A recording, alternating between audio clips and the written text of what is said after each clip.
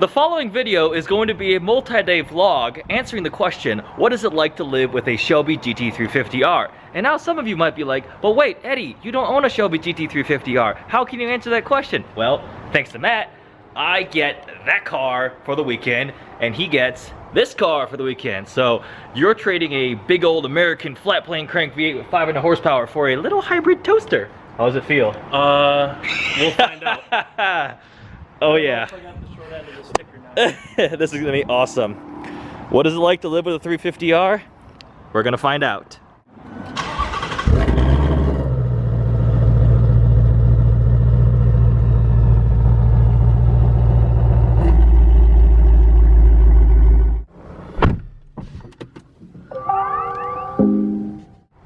Bye, i8. Pure silence. Let's start the Shelby up for the first time. Immediately exhaust. All right, we're in the Shelby. It is mine for the weekend. I've driven this car before, but not like living with it. It was a fun drive for a review on a road. Today we're about to head to dinner. First things first. Not a very far drive. My friend lives like literally a mile away from me, so let's head there now. I just took this for a quick 3-mile spin. Did one like moderate acceleration pull and just went, oh no, I think I want one again. This thing is addicting. Say hello to Nick's new RS7. Nice. Front is all taped up to protect from rock chips because it doesn't have Expel on it yet. Updated lights. And then one of both Nick and I's favorite features, and partially why it took him so long to find one, soft closed doors.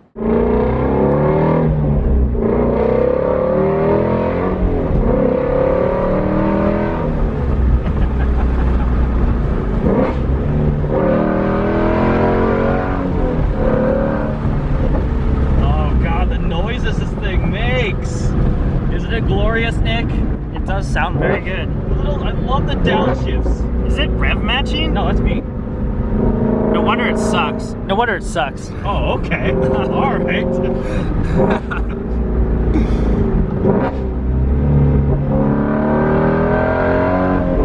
That's the 5,500 RPM. It has another like 3,000 RPM to go. Day 2 with the Shelby 350R. Today we're gonna do some practicality tests essentially. I'm gonna take it to Costco, need some groceries. Don't know how many owners would take their 350s to Costco, but I'm gonna try it out. The cargo capacity is decent, so it's got a pretty big trunk in the back. Got my little Costco cooler. There are no rear seats, so that could be extra space there. But yeah, let's see how it goes. Gonna go get some groceries. Also, something else to note. In case you aren't familiar, a 350R comes with Michelin Cup 2 tires from the factory, which are like racing slicks. They've got like almost no grip. So when it rains out, it gets kind of sketchy. Forecast says it might rain today. Fortunately, Matt has Michelin Pilot PS4S new tires on them that have some tread. So when it gets wet, should be okay. Honestly, I'm so used to seeing R's with complete slicks. It almost looks kind of weird when I see this one and it's got like grooves on the tires. Like, wait, those aren't the same. Either way, let's see how it goes.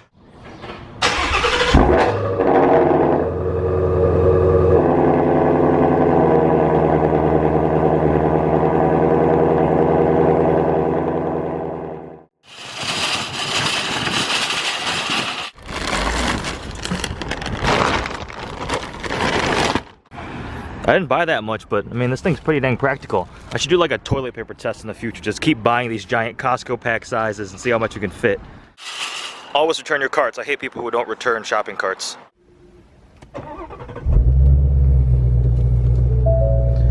This toggle switch here is for the exhaust modes. I have it in neutral right now, so if you flip it, it's up. That's how it clicks. Doesn't go down, just an up switch. Went right into sport right there. There's quiet. Sport. Always drive it in sport. We have other few buttons of note on the steering wheel. We've got your media controls, but more importantly, here you have your drive mode selector. We can go up through. Let's see if you can focus. It was in normal. You have sport, weather. I guess I could try weather because it's raining out right now. Come on, camera, stay focused. You've got track, which is track only. Obviously, you just see TCS just turn off. Drag strip. I just leave it in normal sport usually. You can also independently vary your suspension and steering. So this one right there is for your dampers. You can normal and sport. This thing has plenty of space. You can, I mean, it's exactly the same as a normal Mustang trunk, so you can fit a lot in here. Plus there's no back seat, so there's even more space back there. So Shelby 350R, very practical. Something else really cool that Matt did is he got these custom, I don't know if they're custom, but he got special floor mats, got the GT350 logo in red embroidered on them. I like that touch a lot. Brightens up, matches the red stitching you get in the R, along with the Recaro and 350R.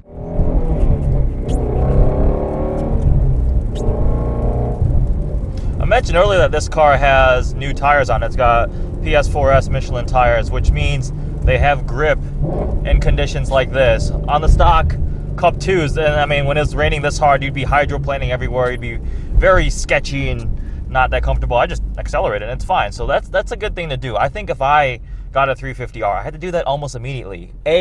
Usability. Like if it's cold out, too cold out, if it's wet out, the Cup 2 tires don't really have enough grip to drive safely.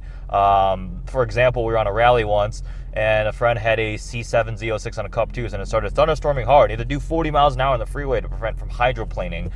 The second thing is wear. Those Cup 2s are such a soft, aggressive compound. They won't last that many miles. I think the stock ones on this car, Matt said he got like, I don't know, 4,000 or 5,000 miles out of them. And then he had to get new tires. So he went for still a summer performance compound tire, but it's less aggressive. So you can use it, it'll last a little bit longer. Check out the little heads-up display. It's a shift light indicator. The Shelby made it through the rain and traffic without a single problem. Unloading the car now. We're here at Platinum Motor Cars. Check out everything that's in inventory. Pretty, it's gonna be fun. Manual R8. There's an Alex Tillman.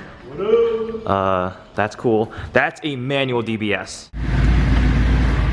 Oh boy.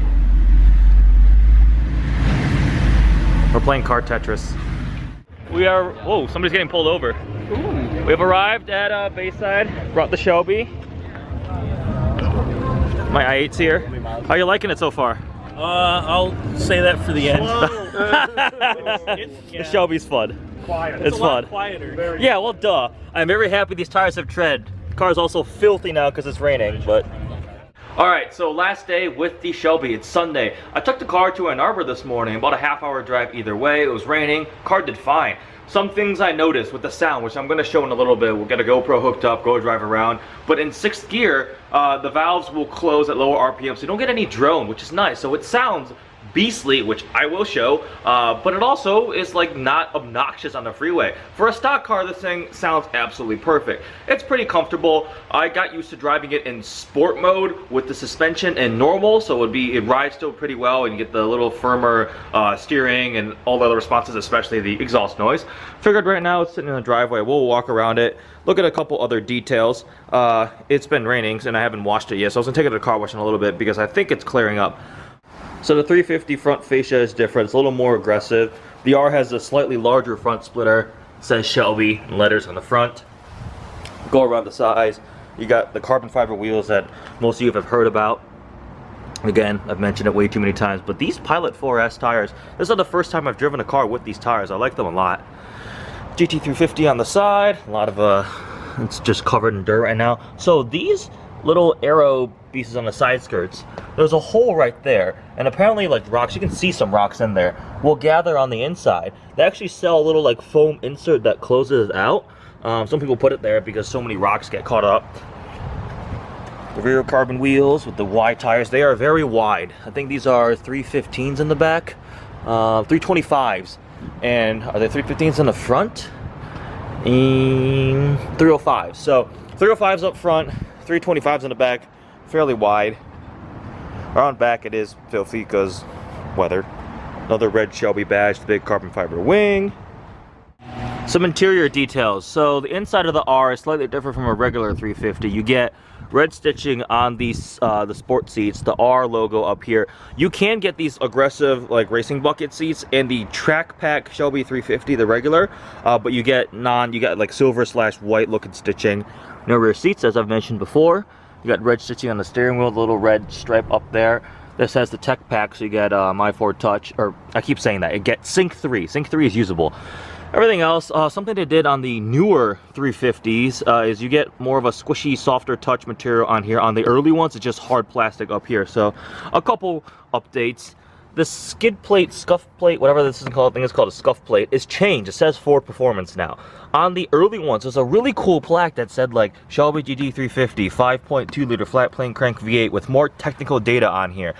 This one just says Ford Performance. I don't like it as much. Importantly, 3 pedals. You can only get a Shelby 350 with a manual transmission. You can't get an automatic in this car. All right, this will be a sort of cold start. Windows are down. Car's been sitting in a driveway for a little bit.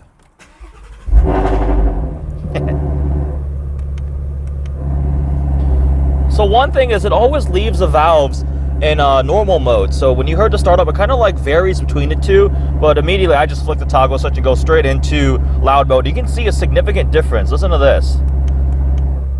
That's quiet. Sounds a lot better.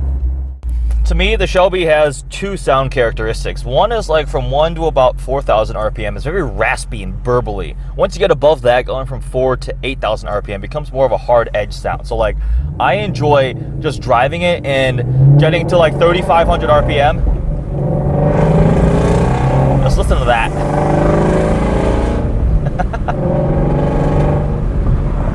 And another one of my favorite things to do in the Shelby is blip downshifts, rev match downshifts. They sound amazing. Oh my god. When you get them right in this car, it's great. Alright, listen to these downshifts. Oh, that's awesome. No rev matching, that's you doing it yourself. Not like the Camaro ZL1, where it does have that. I have to do one pull.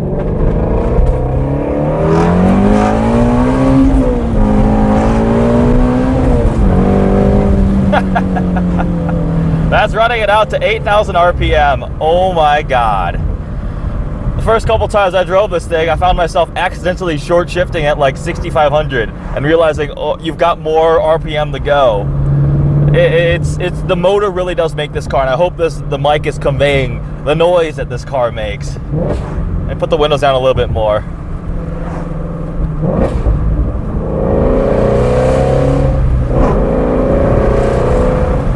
That's shifting at 4,000 RPM. That's halfway through the rev range. And like I said, I like that sound spot. It changes. When you get up to the higher RPM, it like hardens into less of the raspy noise, which it also still sounds good, but one of the best sounding cars stock ever. You don't need to do anything to this exhaust. It's absolutely perfect the way it is. Transmission is great. Clutch is not too light. When I first got in these, I thought the clutch was weirdly weighted. It almost felt non-linear. It was weird to get used to it, but now I'm really used to it. I think my Boss 302 had a heavier clutch. This one is a little more comfortable and friendly. I got stuck in traffic and wasn't complaining whatsoever.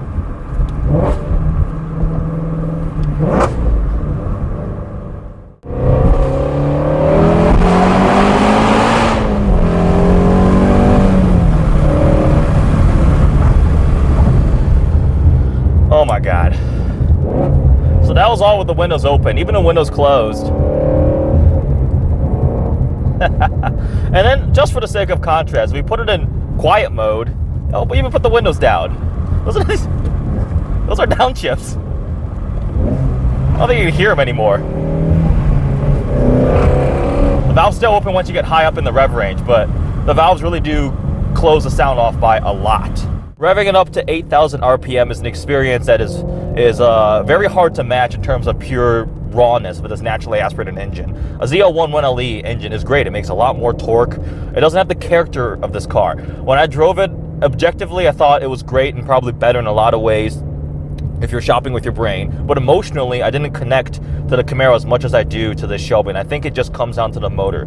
The feeling you have of driving this 5.2 liter flat plane crank is truly special. Yeah, there's some downsides to this car.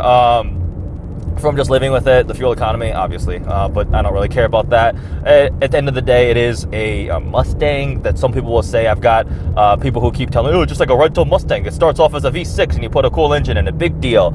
Yeah, you're missing the point. Sure, some of the parts are similar, but there's enough difference where it's worth it. It's truly a special car.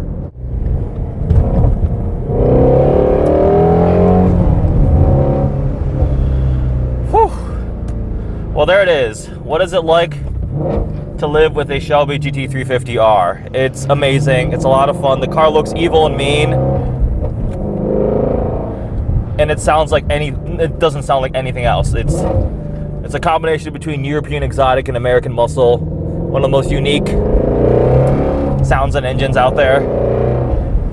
I miss owning a manual car. This has been a ton of fun. Special thanks to my friend Matt, owner, trading cars for the weekend. This has been amazing. Hope you guys like this video. If any questions, please comment below. I've done a lot of research on 350Rs. I used to work for Ford Performance. Matt, the owner, also knows a ton. So yeah, if you have questions, thinking about getting one, comment below or something. Hope you guys like this video. Thanks for watching.